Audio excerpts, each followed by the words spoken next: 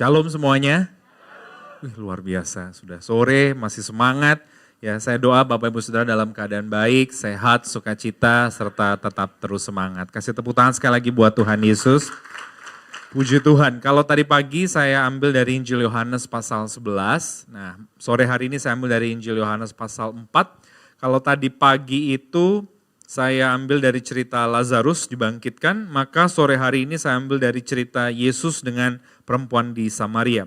Tapi kita tidak akan membaca semuanya karena ayatnya begitu banyak. Kita hanya akan membaca 2 ayat saja, yakni dari Injil Yohanes pasal 4 ayat 28 dan 29. Injil Yohanes pasal 4 ayat 28 sampai 29. Kalau Bapak Ibu Saudara ada Alkitab di handphonenya silakan dibuka. Kita akan membaca bersama-sama 2 ayat ini Bapak Ibu Saudara. Injil Yohanes pasal 4 ayatnya yang ke-28 dan 29. Sudah ditampilkan? Oke.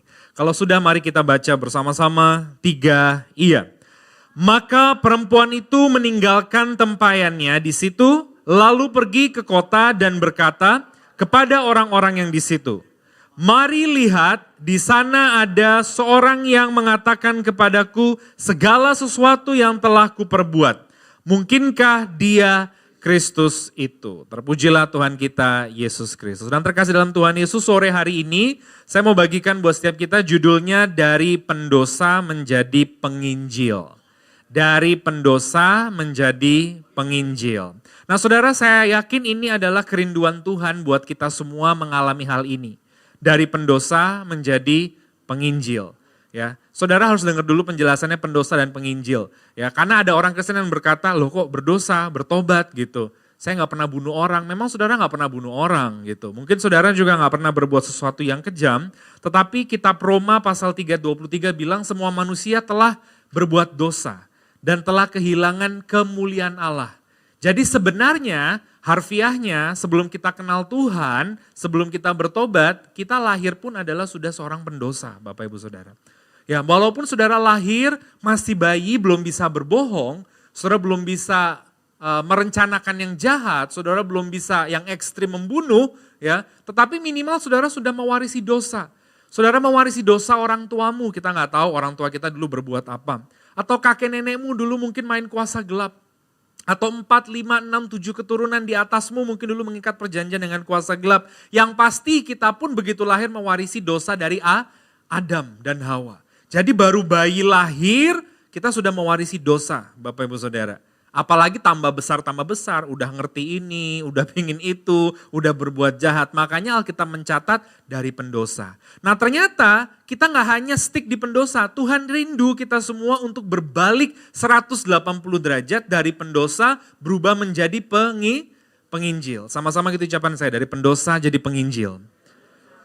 Nah penginjil ini apa saudara? Penginjil ini dalam artian kita menjadi saksi Kristus.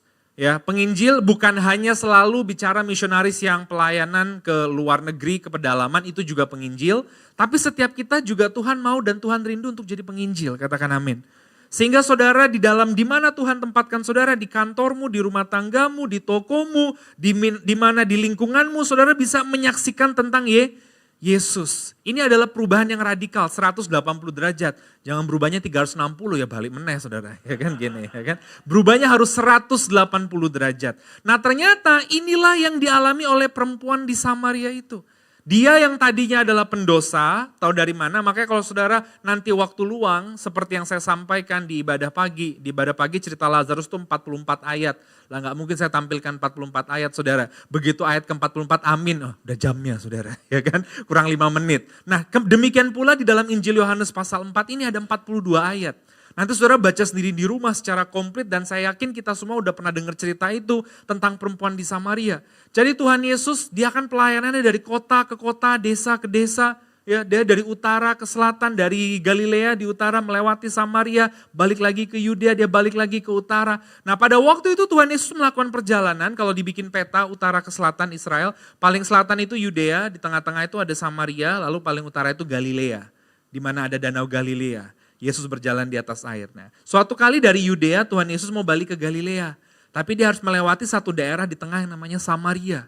Masalahnya Samaria ini terkenal sebagai tempat di mana banyak orang yang sudah kawin campur, bukan lagi murni orang Yahudi. Mereka menyembahnya beda dengan orang Yahudi. Tapi Tuhan lewat daerah situ. Menariknya ketika Tuhan pergi, dicatat di situ dia singgah di kota yang namanya Sikhar. Itu dulu pernah disinggahi oleh Yakub. Jam 12 siang dia duduk di tepi sumur karena haus, di situ ada seorang wanita. Nah, kenapa wanita ini datangnya jam 12 siang? Kita tahu karena dia menghindari ngumpul dengan banyak ibu-ibu yang lain. Karena nanti akan terjadi pertukaran gosip gitu, ya kan? Karena dia sendiri hidup di dalam kehidupan yang enggak benar. Tetapi di situ Tuhan berkata, berilah aku minum. Perempuan ini bilang, loh kenapa kamu gak bawa alat kamu sendiri untuk menimba air? Lagian kamu laki-laki, aku perempuan, kamu Yahudi, aku non-Yahudi, kok kamu bisa ngomong sama aku? Sampai akhirnya percakapan terus terjadi Bapak Ibu Saudara. Tuhan bilang kamu gak perlu menimba air terus menerus. Kalau kamu minum air kehidupan, kamu tidak akan haus selama-lamanya. Bukankah banyak di antara kita yang terus haus, ya kan? Pingin punya udah dapet rasanya kurang terus, ya kan? Udah pingin jabatan tinggi dikasih Tuhan, jabatan tinggi kurang terus. Udah punya uang 10 miliar, rasanya kayak kalau punya 20 miliar lebih happy kali ya. Ya rasanya kalau kita udah pergi, ya kan, ke Menara Pisa kayaknya udah happy, ya kan? Belum happy juga sampai di Menara Pisa, kayaknya lebih happy kalau foto di Menara Sutet gitu. Udah ke situ lagi, udah ke situ. Nggak pernah puas saudara. Ini yang Tuhan bilang yang namanya dahaga tidak berkesudahan. Kalau kamu minum air kehidupan, kamu akan puas. Makanya saudara, seberapa kecil, sedang, besar berkatmu, ketika di dalam Tuhan, saudara bisa mensyukuri dan menikmatinya secara luar biasa. Percakapan terus berlanjut. Loh kamu kan orang Yahudi. Gitu. Kalau saudara cek di Alkitab, percakapan Yesus dengan perempuan di Samaria adalah percakapan yang paling panjang dicatat secara detail. Tuhan Yesus tuh ngomong ke banyak orang saudara, tetapi yang paling panjang dan cukup detil itu selain dengan Nikodemus, salah satunya dengan perempuan di Samaria. Percakapan terus berlanjut sampai akhirnya kamu kan nyembahnya di sana. Tuhan bilang nanti akan ada waktunya seperti kita sekarang. Saudara nggak lihat lagi jam berapa, menghadap mana, barat, timur, utara, selatan, di dalam bus, di dalam kereta. Ketika saudara berdoa di dalam roh dan kebenaran, doamu, penyembahanmu sampai ke telinga di sorga. Lalu Tuhan mulai berkata, mana suamimu? Aku gak punya suami, tepat. Karena kamu sekarang hidup bersama. Dan yang 5 itu sebenarnya dulu kamu sudah punya 5 suami. Dan akhirnya saudara lihat apa yang terjadi. Kita baca masuk di ayat 28 dan 29. Lalu perempuan itu meninggalkan tempayannya, dia buang kehidupan lamanya. Ya, gambaran dia tinggalkan kehidupan lamanya, dia bertobat. Lalu Alkitab mencatat di ayat yang ke-29 kalau ditampilkan. Dia tadinya menghindari orang-orang yang akan gosipin dia. Karena dia malu, dia merasa jijik, merasa hina, merasa gak layak. Tapi kali ini ayat 29 dia menjadi penginjil yang radikal. Pada waktu itu gereja belum terbentuk. Tapi justru dia mendatangi orang-orang di kota dan berkata, coba lihat.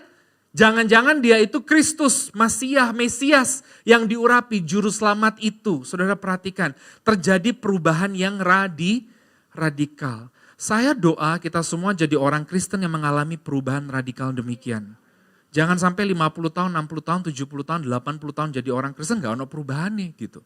Yang dulu saudara yang namanya kaku, dendam, benci, sekarang tambah penuh kepahitan, ya kan? Artinya gak ada perubahan. Kalau dulu saudara pendosa dalam artian lahir pun kita sudah berdosa, atau saudara berkubang di dalam dosa, di dalam Yesus saudara mengalami perubahan yang radikal, 180 derajat. Saudara menjadi saksinya Tuhan. Saudara jangan pernah berkecil hati, saya hanya ibu rumah tangga, saya hanya orang yang ekonominya lemah, saya hanya anak yang gak dipandang. Dimanapun Tuhan taruh saudara, walaupun di pekerjaan yang tidak basah, tidak kelihatan banyak orang, tapi gak ada yang kebetulan. Di situ pun Tuhan mau pakai saudara menjadi penginjilnya. Supaya orang melihat saudara bisa melihat Yesus, seperti perempuan tadi, 180 derajat. Dan saya rindu Bapak Ibu Saudara mengalami perubahan yang radikal itu. Sehingga ketika saudara keluar dari gereja ini, ya, saudara masuk ke lingkungan tempat tinggal, kantor, toko saudara, zrut gitu ya, keluar, saudara menjadi alat-alatnya Tuhan untuk penggenapan pekerjaan Tuhan, segala kemuliaan buat Tuhan. Kasih tepuk tangan dulu buat Tuhan Yesus.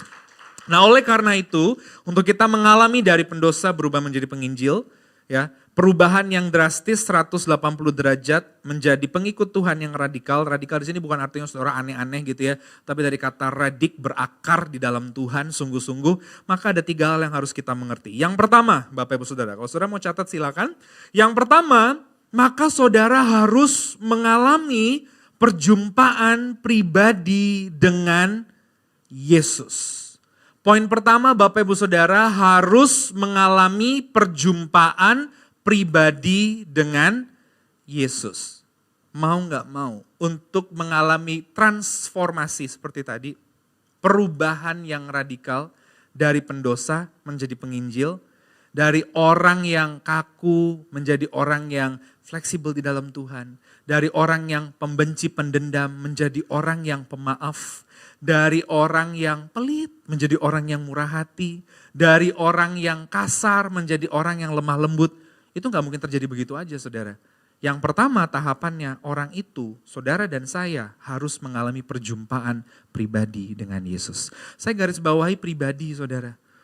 Karena bukan perjumpaan massal saudara. Ya, anak pendeta, cucu hamba Tuhan, ya, orang Kristen dari kecil itu gak jaminan saudara. Setiap kita harus mengalami perjumpaan pribadi dengan Tuhan. Ini yang penting Bapak Ibu Saudara. Karena kalau bicara ke sorga, balik lagi saudara boleh ke gereja barengan, gandengan, puji Tuhan bisa gandengan. Tapi lah ke sorga sendiri-sendiri saudara.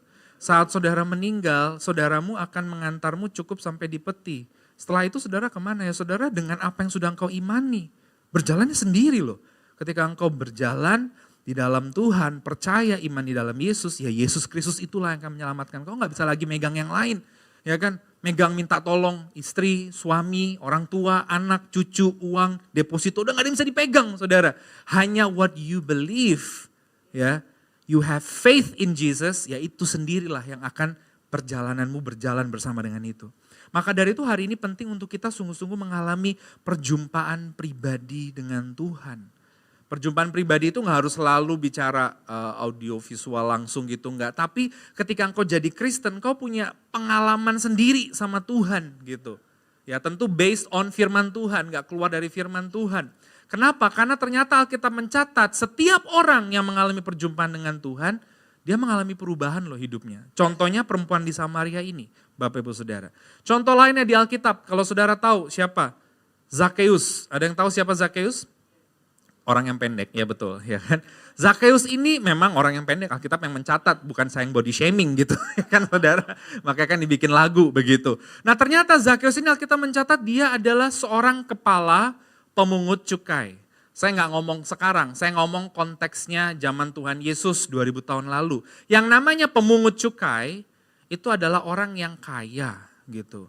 Dan kaya kenapa? Karena biasa dia curang. Saya nggak ngomong pemungut cukai sekarang, nanti saya di viral lagi, salah lagi, ya kan. Ini konteks zaman Tuhan, saudara cek sendiri gitu. Pemungut cukai itu seperti itu. Nah pemungut cukai itu rata-rata karakternya itu egois, tamak, dan rakus. Jadi kalau dia tagih cukai atau pajak, 200 dinar, 100 dia setor ke atas, 100 dia masukkan kantong. Itu pemungut cukai biasa.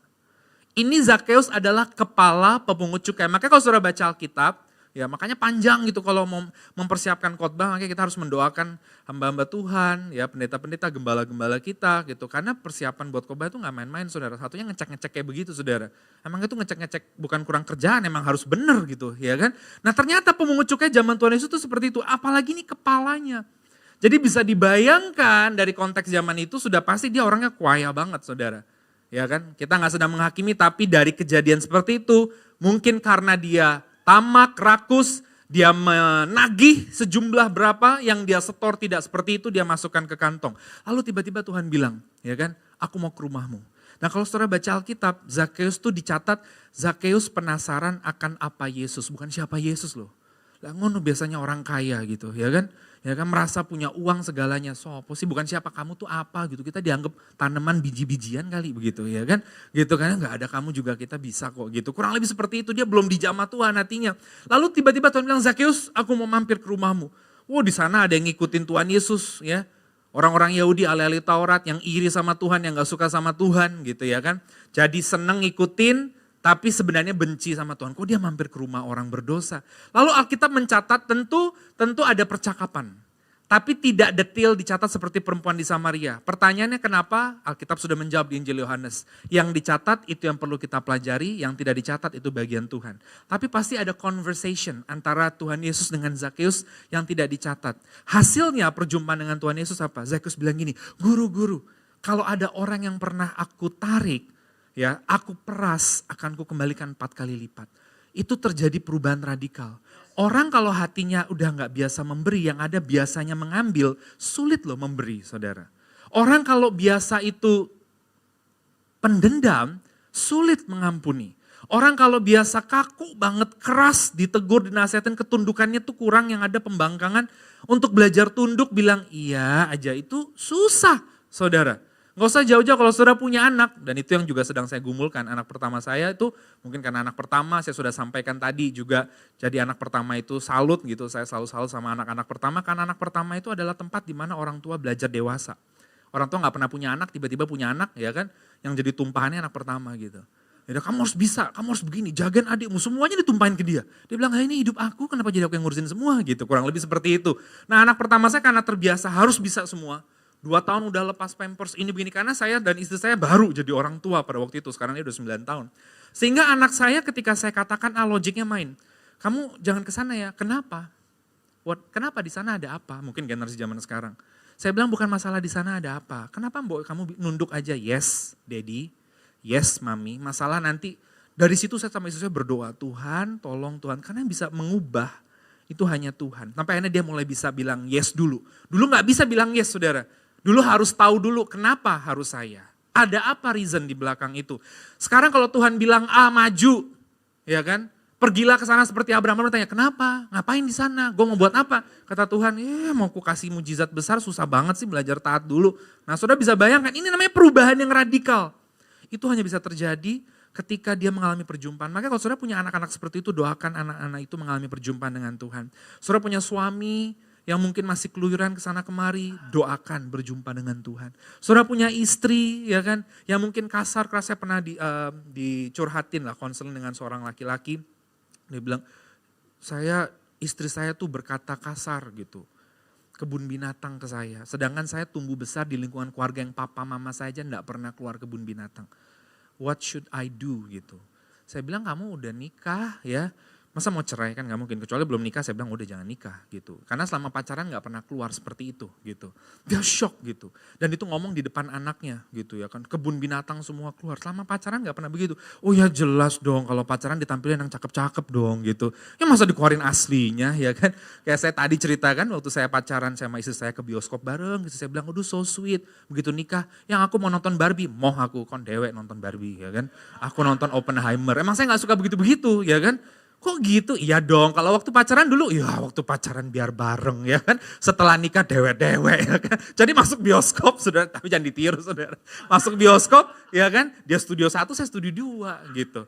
Ya kan, karena saya gak suka film media. Nah saya bilang lagi, balik lagi, tapi saya sayang istri saya sayang saya, saudara. Balik lagi ke tadi, saya bilang kalau udah terlanjur nikah apa yang bisa kamu lakukan? Doa. Kenapa? Berarti istrimu belum mengalami perjumpaan dengan Tuhan. Iya tapi kan dia Kristen loh, kan gak paham. Gak jaminan Kristen dari kecil, saudara. Mau anak pendeta, anak cucu hamba Tuhan, mau dia sendiri hamba Tuhan. Kadangkala label kita itu juga bukan jaminan, saudara. Yudas saja pengikut Tuhan tapi bisa menyerahkan Tuhan seperti itu. Artinya dia ketemu Tuhan tiap hari, itu gak jaminan dia mengalami perjumpaan. That transform, touch his heart. Nah doakan. Ya akhirnya saudara singkat cerita, ya orang ini akhirnya setelah berapa bulan dia bilang puji Tuhan, istri saya udah agak berkurang, dia bilang gitu. Ya kan, tadinya suaranya seperti knalpot racing knalpot dia bilang gitu. Sekarang jadi seperti toa gitu. Oh ya saya banter yo, saya bilang gitu ya kan. Tapi lumayan lah saya bilang gitu. Kamu ngapain? Kamu gak berbuat kasar kan? Enggak, ya kerjaan saya hanya mendoakan. Saya lakukan bagian saya menjadi suami gitu, dia mulai tahu, oh iya saya kasar gitu. Nah saya mau katakan saudara terjadi perubahan yang radikal. Sama seperti Zakheus tadi, Bapak Ibu Saudara, dia mengalami perubahan yang radikal. Jadi dari konteks cerita tadi, zaman Tuhan Yesus pemungut cukai itu rakus, tamak, egois, kalau bisa punya orang diambil, dia gak akan memberi. Kok bisa dia memberi? Bukan hanya dikembalikan yang diperas, berkali-kali lipat saudara. Itu perubahan yang luar biasa. Makanya cek saudara 30 tahun lalu. Kalau hari ini engkau masih bahkan lebih buruk daripada engkau yang 30 tahun lalu, pertanyaan logikanya dibalik, sudahkah engkau berjumpa dengan Tuhan Yesus? Jangan-jangan engkau belum mengalami perjumpaan. Karena kalau mengalami perjumpaan dengan Tuhan, sudah pasti berubah saudara. Dan tadi saya katakan gak jaminan, KTP kita Kristen. Ada seorang hamba Tuhan, ya saya manggilnya Om tapi sudah meninggal saudara. Saya dengar kesaksian dia berjumpa dengan Tuhan tuh unik saudara. Dia dari kecil itu Kristen. Satu ketika dia pergi ke gereja, ya gereja mainstream yang kursinya, bangkunya itu nyambung situ semua saudara. Dan dia kalau ke gereja waktu dia remaja, dia sudah meninggal. Kalau hidup mungkin sekarang umurnya sudah 80 atau 90. Ya, dia bilang, saya kalau ke gereja itu gak ibadah. Dia bilang gitu, oh ya Om, saya bilang gitu. Iya saya cari perempuan, dia bilang gitu. Dan perempuan cantik itu otak saya mulai kotor, dia bilang gitu. Dia masih remaja. Ya, dan dia ini dari sebuah desa kecil saudara. Gitu. Oh iya gitu, iya saya kalau lihat perempuan terus oh ya ini perempuan gini gitu, mata saya seperti menjelajah. Satu kali saya duduk ke gereja, dia bilang saya dari kecil ke gereja loh, dia bilang gitu. Tiba-tiba ada suara manggil saya. Ya kalau di dalam bahasa Jawanya mungkin bilangnya utekmu tuh kotor gitu, dia kaget gitu. Dia lihat kiri, kok gak ada tante apa om yang negur. Padahal semua lagi berdoa saat teduh gitu saudara. Suara itu sampai 3 kali. Sampainya dia pergi ke pendeta, saya takut gitu. Kenapa Pak Pendeta saya takut? Gereja ini berhantu, kaget pendeta. Di mana-mana kalau di film horor ya kan, orang kalau ada hantu pergi ke gereja. Dia bilang gini, ini adalah gereja yang horor, dia bilang gitu. Kenapa? Ya karena saya dengar suara jelas, tapi saya lihat orangnya gak ada, dia bilang gitu. Sampai 3 kali langsung pendeta ini ngecerita Samuel. Dia bilang, itu Tuhan lagi ngomong sama kamu gitu. Kamu sedang yang namanya mengalami perjumpaan sama Tuhan. Memang perjumpaan kita gak harus selalu bicara seperti itu saudara. Ya kan? Saya mengalami perjumpaan juga tidak seperti itu gitu. Tiap orang berbeda. Tetapi waktu kita mengalami perjumpaan intinya seperti hamba Tuhan ini. Dari situ dia berubah. Ya saya mau bertobat Pak. Saya tahu bahwa ternyata saya ke gereja, ini yang saya katakan gak jaminan ke gereja tiap hari. Itu berjumpa dengan Tuhan, ternyata dia ke gereja setiap hari, setiap minggu. Tapi tujuannya bukan untuk kenal Tuhan, malah untuk cari cewek gitu saudara. Nah dari sini kita tahu bahwa label formalitas kita tidak menjadi jaminan kita mengalami perjumpaan dengan Tuhan. Saya doa kita semua masing-masing pribadi. Jangan karena istri saya Kristen, suami saya Kristen, mama saya Kristen, papa saya Kristen, anak saya Kristen, enggak. Apakah saya sudah mengenal Tuhan secara pribadi? Makanya Tuhan Yesus tanya kepada para murid, menurutmu siapakah aku? Petrus bilang apa? Kata orang kamu adalah Elia, kata orang kamu. Tuhan tanya lagi kedua, menurutmu dewe, aku ini siapa? Itu artinya apa? Aku mau kamu sendiri yang kenal aku, ketemu aku, mengalami yang namanya relasi pribadi dengan aku. Itu yang harus kita semua alami saudara. Perjumpaan dengan Tuhan akan membawa perubahan yang radikal dalam hidup kita. Kasih tepuk tangan dulu buat Tuhan Yesus. Ada satu cerita saudara, nah balik lagi karena saya tadi kan senangnya sejarah, kalau istri saya kan senang yang drama begitu. Ya, karena senang sejarah akibatnya saya sering baca, terus saya nonton film apapun berhubungan dengan sejarah. Ada sebuah kisah tentang seorang wanita yang usianya sudah lanjut, di tahun 1940-an dia melayani di sebuah gereja tua di Athena di Yunani saudara. Ya, katakanlah dia menjadi seperti semacam biarawati, tapi bukan itu gitu ya. Jadi dia melayani di situ. Nah gereja tua ini di sebelahnya ada bangunan yang tidak terpakai dijadikan panti asuhan dan panti jompo darurat. Untuk melayani anak-anak yang ditinggal meninggal orang tuanya dan orang-orang tua yang tidak lagi diurus oleh anak-anaknya. Perempuan ini sendiri sudah tua. Tiba-tiba panti jompo, dia dipercaya untuk mengelola panti jompo, panti asuhan darurat ini. Tahun 1946 kisahnya ini. Ada setelah Perang Dunia Kedua. Tiba-tiba panti jompo, panti asuhan darurat ini didatangi oleh, gak tahu mungkin karena disewa ya, yang punya rumah ini bilang ini harus ditutup panti jompo, panti asuhan. Karena donatur sudah pergi semua. Karena sudah bisa bayangkan tahun 46 dan 47 itu pasca Perang Dunia Kedua. Kalau saudara pergi ke Eropa sekarang bagus, megah, mewah. Saudara pergi ke Eropa tahun 46 hancur saudara, habis Perang Dunia Kedua. Rumah-rumah bangunan hancur, bom di mana-mana, Jerman baru dikalahkan, semua orang susah, semua orang krisis, semua orang miskin. Ya, makanya Eropa dibantu sama Amerika, ada program namanya Marshall Plan. Ya, dikasih bantuan ekonomi ratusan juta dolar oleh Amerika supaya ekonomi Eropa bisa bangkit pada waktu itu. Tidak ada donatur lagi. Lah wong susah kabeh kok ngurusin orang lain, ngurusin diri sendiri aja belum tentu bisa makan. Perempuan ini berpikir kalau ditutup anak-anak ini kemana? Ya kita kembalikan kalau yang masih ada orang tuanya. Kalau yang gak ada ya maaf kita gak tahu gimana. Yang tua gimana? Yang tua kita kembalikan. Ya kalau anaknya udah gak ada atau gak mau ngurus, cari kerabat yang terdekat, kita udah gak bisa lagi gitu. Perempuan ini merenung dan sedih sampai akhirnya dia masuk ke kamarnya, saudara, dia berdoa lalu dia buka lacinya. Di situ ada sebuah bros, bagus sekali saudara. Dia masukkan di sapu tangan, dia lipat sapu tangan, dia masukkan kantong.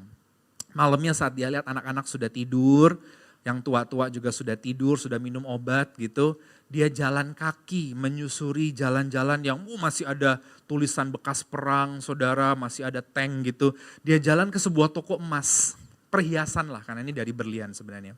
Lalu dia bilang, saya mau tahu ini dapat berapa, kamu bisa kasih uangnya ke saya enggak? Yang punya toko ini kemudian mengamat-amati, dia lihat, waduh ini bagus sekali. Terus dia mau ngambil, saat dia mau ngambil, si wanita tua ini bilang jangan diambil. Tentukan harganya, saya gak bisa tentukan, kamu ini dapat dari mana? Ya gak usah tahu, dia bilang gitu. Tentukan harganya, baru kasih kembali ke saya. Saya gak bisa jawab sekarang, kata yang punya toko. Besok ya, gitu. Oke, kalau gitu perhiasan ini saya masukkan kembali. Singkat cerita wanita tua ini kembali lagi ke panti asuhan, panti jompo darurat itu. Besok paginya, Bapak Ibu Saudara, apa yang terjadi? Besok paginya datang polisi ke rumah itu. Ya kan? Polisi semua masuk, gedor-gedor, dobrak masuk seperti terjadi penggerebekan, saudara. Ketika terjadi penggerebekan, ternyata yang ngelaporin itu adalah yang punya toko perhiasan itu. Yang punya toko perhiasan itu berdiri di depan bangunan itu di pinggir jalan. Tetangga-tetangga lihat, ada apa tuh di dalam tuh, ada nenek-nenek ngerampok. Masa dia punya perhiasan, ya kan? Perhiasan itu nggak mungkin dia punya. Itu adalah berlian warisan dari Kaisar Rusia. Kaisar Rusia sendiri Kekaisaran Rusia sendiri sudah runtuh 1917 gitu. Ya kan, kok dia punya, orang dia wanita tua nggak punya uang, ya kan, orang dia kerja di situ dapat duit dari mana. Tiba-tiba setelah sekian lama polisi-polisi itu pada keluar. Terus yang punya toko bilang, mana wanita tua tadi kok nggak ditangkap? Yang nggak ditangkap lah kamu sembarangan. Dia itu namanya Putri Alice, dia bilang. Dia itu adalah putri Denmark yang menikah dengan masih cucu ponaan dari Kaisar Rusia.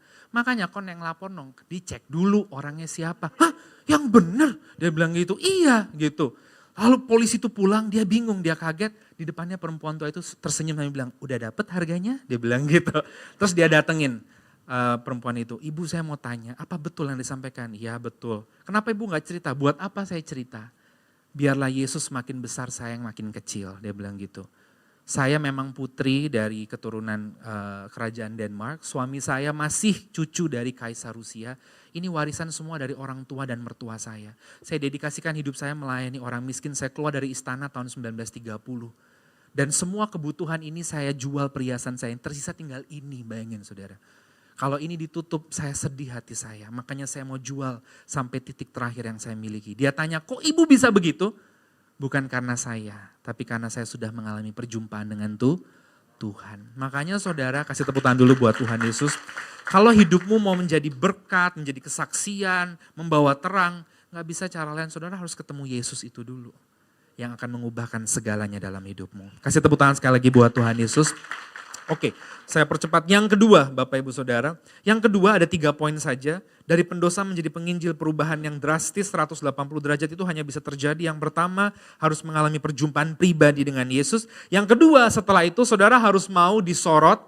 Yang kedua disorot, dibongkar, dievaluasi, ditegur, lalu diperbaiki.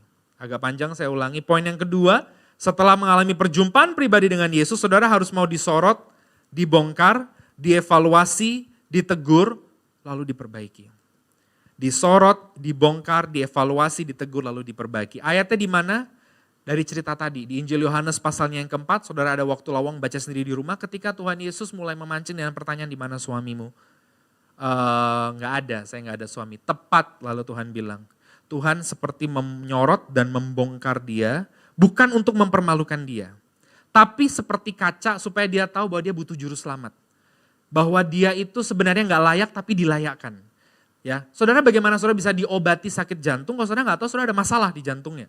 Gimana saudara bisa beli obat jerawat kalau saudara nggak mau mengakui bahwa saudara tuh ada jerawat gitu misalkan. Ya gimana kita bisa tahu bahwa kita tuh perlu yang namanya diperbaiki, fix kalau kita nggak tahu bahwa kita ada problem, ada masalah. Kamu itu bermasalah sebenarnya. Yang ada padamu sekarang tepat bukan suamimu. Dan sebelumnya kamu sudah bersuami 5. Makanya kamu datang ke sini siang-siang kan? Jam 12 gak dicatat secara detail seperti itu, tapi Tuhan mau berbicara seperti itu. Tetapi gak usah takut, kamu sudah berjumpa dengan aku.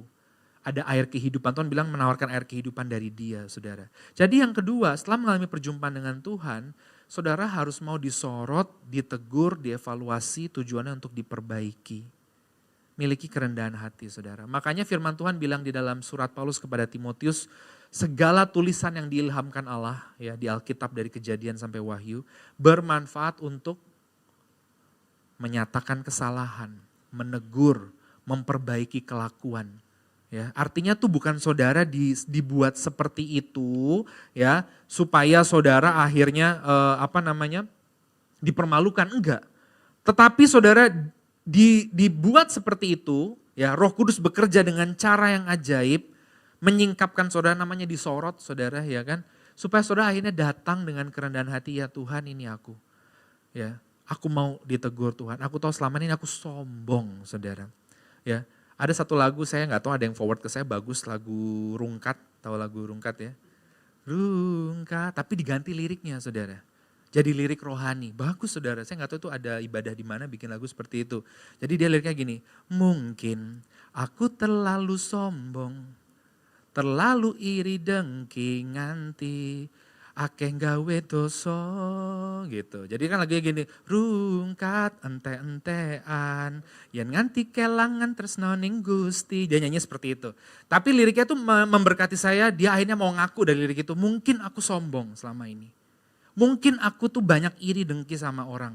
Tuhan jamah aku. Gak bisa loh semua orang bisa begitu saudara. Kebanyakan orang itu ngerasa dia paling benar. Dia paling gak bisa dikritik. Dia gak ada salahnya.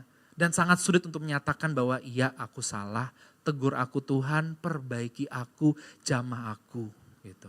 Penting saudara. Kita gak tahu caranya Tuhan, tapi nanti ketika waktu itu tiba, saudara harus punya kerendahan hati ketika Roh Kudus sedang memperbaiki hidupmu. Engkau yang sombong lagi dibentuk, dikasih tahu Tuhan jangan sombong, ya kan. Engkau yang kaku keras jangan kaku dan keras, ya kan. Engkau yang kepahitan gitu. Ada seorang hamba Tuhan bersaksi sama saya. Jadi saya pernah bikin seminar sama dia, Bapak Ibu Saudara di Kalimantan. Ya, hamba Tuhan ini dari NTT. Terus dia cerita begini, iya saya tuh suatu kali kabur dari NTT gitu. Karena saya kepahitan sama papa saya. Papa saya tuh nusuk mama saya, dia bilang begitu.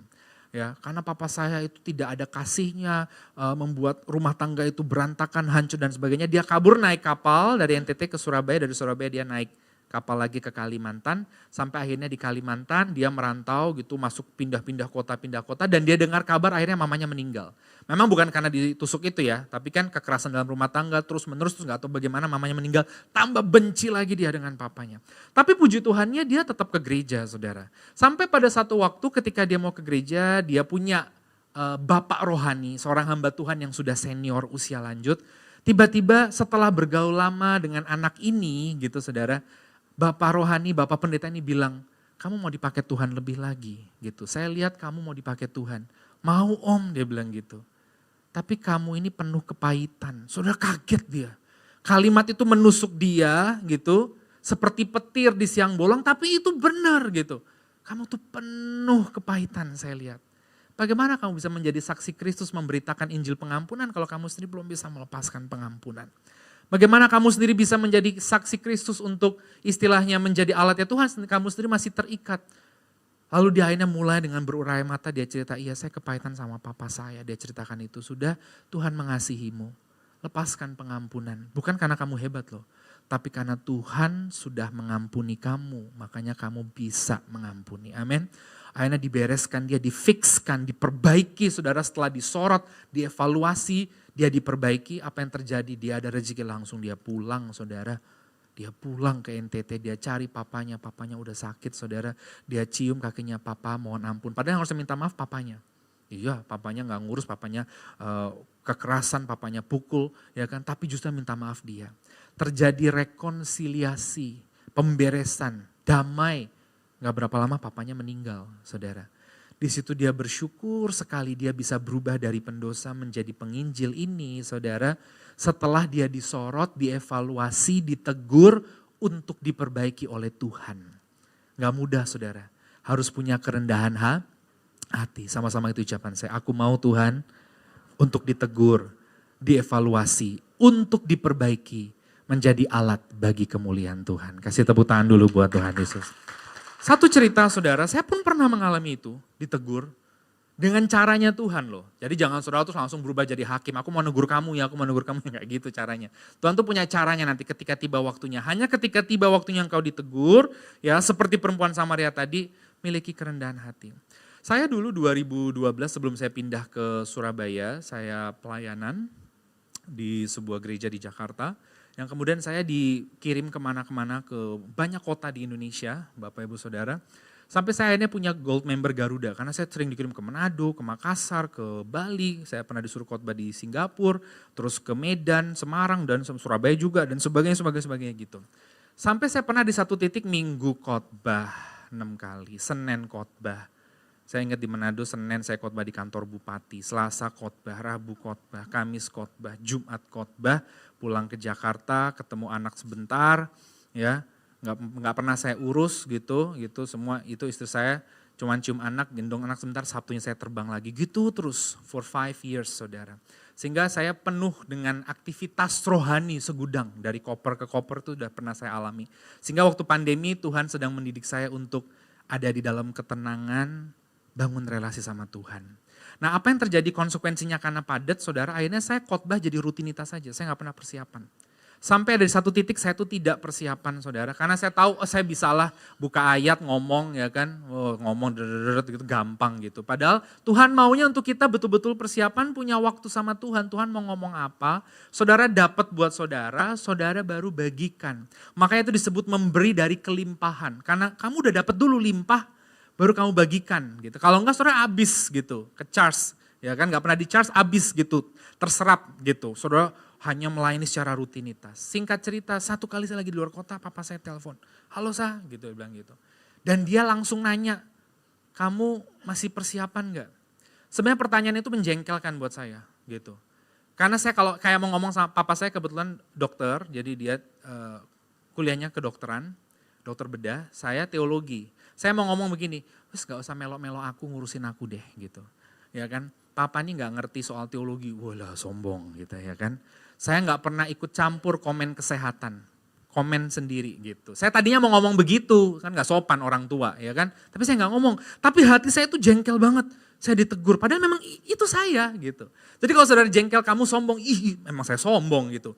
Kamu tuh orangnya pelit, tuh saudara marah, jangan-jangan memang kamu pelit. Kalau saudara nggak begitu kan saudara nggak marah gitu. Ya kan, iya saya nggak gitu. Kenapa Pak? Saya bilang gitu. Saya dalam hati jengkel tapi nggak bisa ngomong gitu. Karena nggak mungkin saya ngomong gitu ke orang tua. Saya harus menghormati. Papa tiba-tiba dapat mimpi Sa, dia bilang gitu. Mimpi apa? Kamu lagi berdiri di mimbar khotbah, terus catatan khotbahmu, ya ini karena papa saya generasi baby boomer, zaman catatan khotbah, ini saya masih catatan khotbah, saya aslinya ada tab ketinggalan saudara, ya kan, gitu. Untung di tas saya ada gitu. Catatan khotbahmu bertumpuk, padahal saya nggak pernah pakai catatan, saya pakai handphone dari dulu, itu pasti zamannya dia gitu, ya kan, gitu saudara, ya kan. Catatan khotbahmu tiba-tiba ketiup angin tersebar, buar kemana-mana. Terus kamu mungutin dengan rasa malu. Di situ baru saya terhenti. Terus dia bilang, kamu mana suaranya? Dengerin papa enggak? Ya dengerin, tapi kan saya nangis gitu sebenarnya.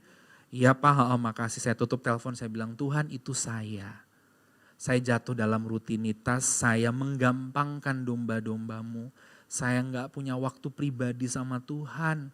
Yang ada kelihatannya saya pelayanan kesana kemari padahal saya kering. Ampuni saya Tuhan. Perbaiki saya jamaah saya. Sejak itu saya punya proyek ketaatan. Even though meskipun saya hamba Tuhan, saya melayani. Seminggu sekali saya harus dengerin khotbah saudara. Makanya siapapun itu, orang kaget pernah misalkan ketemu saya. Loh kamu kok pendeta duduk dengerin khotbah? Gak apa-apa. Emang kenapa gak boleh? Saya perlu denger firman. Tuhan bisa pakai siapa saja. Saya gak hanya kasih orang, saya perlu di charge juga. Saya harus punya waktu pribadi saat teduh bersama Tuhan. Supaya apa? Supaya saya nggak main-main ini. Kalau saya main-main gitu, karena ini bicaranya ranahnya rohani, itu hanya jatuh dalam rutinitas aja Bapak Ibu Saudara. Maka dari itu hari ini saya berdoa, kalau tiba waktunya engkau untuk ditegur, disorot, dievaluasi, memang nggak enak saudara.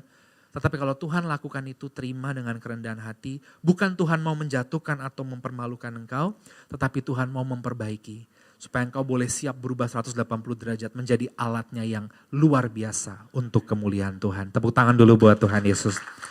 Yang ketiga, yang terakhir, Bapak Ibu Saudara, kembali di ayat 29. Setelah disorot, dievaluasi oleh Tuhan, kamu tuh sebenarnya seperti itu. Ya Tuhan, betul itu aku. Ayat 29, ternyata perempuan ini sekarang sudah masuk di poin ketiga. Hidup baru, jalannya jalan baru, tujuannya tujuan baru bagi Kristus dan kemuliaannya. Katakan amin. Poin ketiga, ingat, saudara berubah dari pendosa menjadi penginjil. Kalau saudara sudah berubah 180 derajat, saudara sudah ada di hidup baru. Jalannya jalan baru. Tujuanmu, visimu baru. Semuanya adalah bagi Kristus dan kemuliaannya. Itu yang dilakukan perempuan itu. Dia keluar memberitakan tentang Mesias. Nah ini yang sering kita lupa. Kalau kita udah punya hidup yang baru, jangan pernah balik ke kehidupan yang lama. Katakan amin. Itu melukakan hati Tuhan. Bangsa Israel setelah dikeluarkan dari perbudakan di Mesir, ya, dari hidup lama mau dipindahkan ke yang baru menghadapi masalah dikit, akhirnya mereka ngumpul. Lebih baik di Mesir ya, walau budak tetapi makan daging. Kembali yuk ke Mesir, Tuhan sedih saudara. Marah. Kenapa? Karena mereka mau balik ke kehidupan lama. Saudara mungkin membaca ayat ini dan ketawa, malah kita sering begitu. Kayaknya Bian belum ikut Tuhan, lebih sukses, lebih kaya, sekarang kok tambah susah kayaknya, tantangan gak habis-habisnya. Aku lebih baik balik aja ke kehidupan lama. No. Saudara jangan pernah balik, point of no return, jangan pernah balik ke kehidupan yang lama. Karena engkau sekarang sudah ada di hidup yang baru, jalanmu pun jalan yang baru saudara. Goal yang Tuhan tetapkan dalam hidupmu itu juga baru. Kalau dulu mungkin kau hidup untuk dirimu, cari pengakuan, sekarang udah gak lagi. Aku melayani, mau nolong orang, mau berbuat ini bukan supaya aku diakui, supaya nama Tuhan yang dimuliakan. Udah beda lagi saudara. Makanya gimana cara mengevaluasi ini sebagai penutup, tinggal 50 detik saudara. Sebagai penutup Bapak Ibu Saudara, kalau saudara mau ngecek apakah saya ini sudah hidup baru atau belum, contoh sederhananya aja. Frekuensimu itu akan beda dengan orang dunia. Kalau engkau masih sama, berarti engkau belum berubah di hidup yang baru. Jangan dipelintir ya, saudara nggak berteman dengan siapapun. Saudara di kantor, di toko, dimanapun ditempatkan Tuhan, di lingkungan tetangga, saudara harus berteman dengan siapapun. Tetapi gaya hidupmu itu beda, bukan sama seperti orang dunia. Makanya bangsa Israel dikuduskan, dari bahasa Ibrani dikadoshkan. Kadosh itu artinya dipisahin. Saudara boleh satu kantor dengan orang dunia main dukun, saudara enggak gitu. Bukan berarti saudara enggak berteman sama dia, saudara tetap mengasihi dia. Ya kan, orang dunia biasa selingkuh, saudara enggak selingkuh. Makanya saudara cek, kalau saudara masih satu frekuensi dengan orang dunia, jangan-jangan saudara belum di hidup yang baru. Saya kasih penutup, ada sebuah video yang kalau ditampilkan sebenarnya bagus saudara. Ada seorang melakukan eksperimen menggunakan garpu tala resonansi. Ya, di sini dia taruh garpu tala dengan frekuensi 612 Hz gitu. Lalu dia keluarkan garpu tala, gini, frekuensinya 412. Dia pukul yang 412, di sini enggak bergetar. Dia pukul kenceng, di sini enggak bergetar. Dia taruh garpu tala 412 Hz, dia keluarkan yang sama-sama 660 saudara. Dia pukul yang sini bergetar. Gitu. Dari sini bisa disimpulkan, kalau kita udah sama-sama bertobat, frekuensi kita nyambung saudara. Saudara pernah ketemu gak dengan orang begitu? Saya bukannya maksudnya seorohani, saya pernah dihubungi teman-teman saya yang lama. Terus ayo kita ngumpul, saya gak anti ngumpul. Mari ngumpul, isinya minum-minum, ngerokok sampai begitu. Saya bilang, wes aku gak iso ngene-ngene. Saya bilang, bukannya saya bilang batuk saya begini-begini, saya bilang gitu. Wah susah nih emang ngumpul sama Basol. Siapa yang bilang susah ngumpul, mau nonton bareng ayo nonton. Iya soalnya isi aneh diomongin gereja, lah emang gak nyambung gitu ya kan. Saya kalau udah ngeliatnya tuh apa yang bisa kita kerjakan untuk kemuliaan Tuhan. Tapi akhirnya saya doakan mereka. Lama-lama mereka yang sefrekuensi sama saya, saudara. Nah ini contoh simple, saudara. Makanya frekuensi itu gak bisa dipaksain gitu, saudara. Itu yang bisa saudara cek gitu. Kalau saudara sudah di hidup yang baru, frekuensimu akan beda dengan orang dunia. Bukan saudara membenci, saudara tetap mengasihi. Tapi engkau dikuduskan, dipisahkan, tidak sama gaya hidupnya seperti orang dunia. Kasih tepuk tangan dulu buat Tuhan Yesus. Saya simpulkan firman Tuhan buat setiap kita. Saya berdoa kita semua boleh mengalami perubahan yang radikal.